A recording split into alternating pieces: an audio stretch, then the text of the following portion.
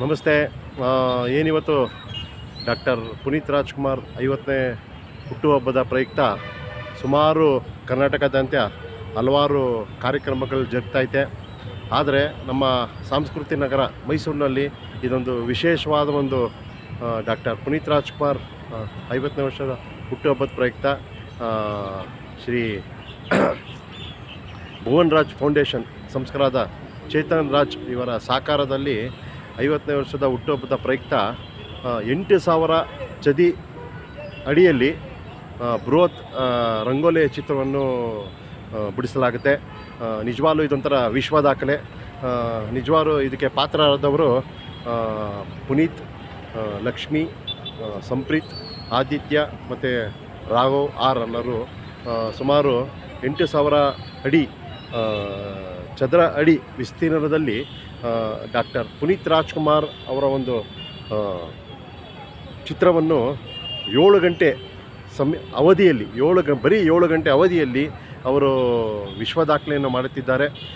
ನಿಜವಾಗ್ಲೂ ಇದೊಂದು ಮೈಸೂರು ಅರಮನೆ ಮುಂಭಾಗ, ಆಂಜನೇಯ ಸ್ವಾಮಿ ಮುಂಭಾಗದಲ್ಲಿ ಇದೊಂದು ಚಿತ್ರವನ್ನು ಬಿಡಿಸಲಾಗಿದೆ. ನಿಜವಾಗ್ಲೂ ಇದೊಂಥರ ಸಾಧನೆ ಅಂತಲೇ ಹೇಳ್ಬೋದು. ಸಾಧನೆ ಅನ್ನೋದಕ್ಕಿಂತ ವಿಶ್ವ ದಾಖಲೆ.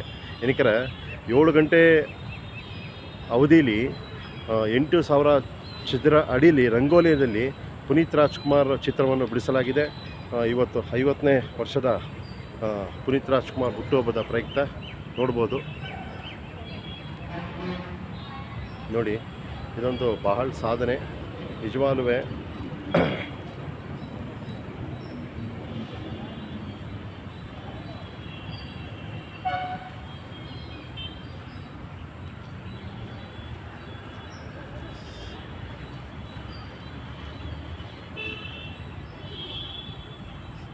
ಸಂಜೆ ಕಾರ್ಯಕ್ರಮ ಅಂತ ಹಮ್ಮಿಕೊಂಡಿದ್ದಾರೆ.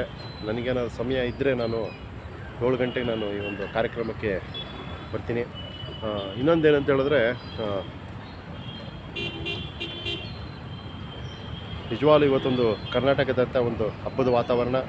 ಎಲ್ಲ ಕಡೆ ರಕ್ತದಾನ ಶಿಬಿರ ಮತ್ತು ಉಚಿತ ಸಾಮೂಹಿಕವಾಗ ಮತ್ತು ಸುಮಾರು ಸ್ಥಳಗಳಲ್ಲಿ ಪ್ರಸಾದ ವಿನಿಯೋಗ, ಸುಮಾರು ದೇವಸ್ಥಾನಗಳಲ್ಲಿ ಪೂಜೆ ಎಲ್ಲ ಹಮ್ಮಿಕೊಂಡು ನಿಜವಾಗ್ಲೂ ಇದೊಂಥರ ಪುನೀತ್ ರಾಜ್ಕುಮಾರ್ ಅವರ 50ನೇ ವರ್ಷದ ಹುಟ್ಟುಹಬ್ಬ ಒಂಥರ ಅವರಿದ್ದಾರೆ, ಎಲ್ಲ ಮನದಲ್ಲಿ ಅಮರ ಅಜರಾಗಿದ್ದಾರೆ ಅನ್ನೋದು ಹೇಳ್ತಾ ಒಂದು ವಿಡಿಯೋ ತೆಗಿತಾ ಇದ್ದೀನಿ.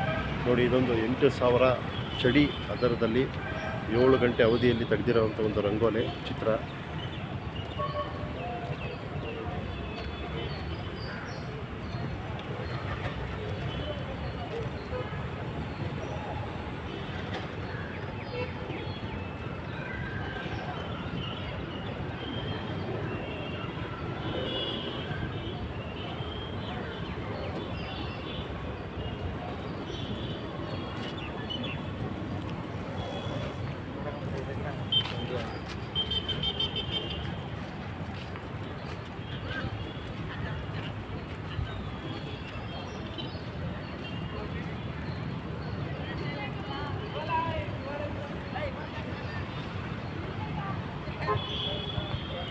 ಏಳು ಗಂಟೆ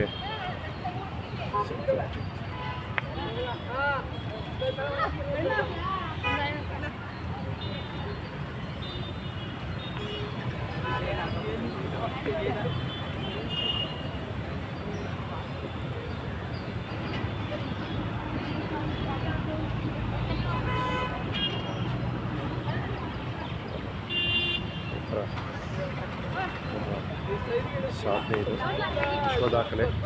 8,000 ಚದಿ ಅದರದಲ್ಲಿ ಭುವನ್ ರಾಜ್ ಸಂಸ್ಥೆಯಿಂದ ಚೇತನ್ ರಾಜ್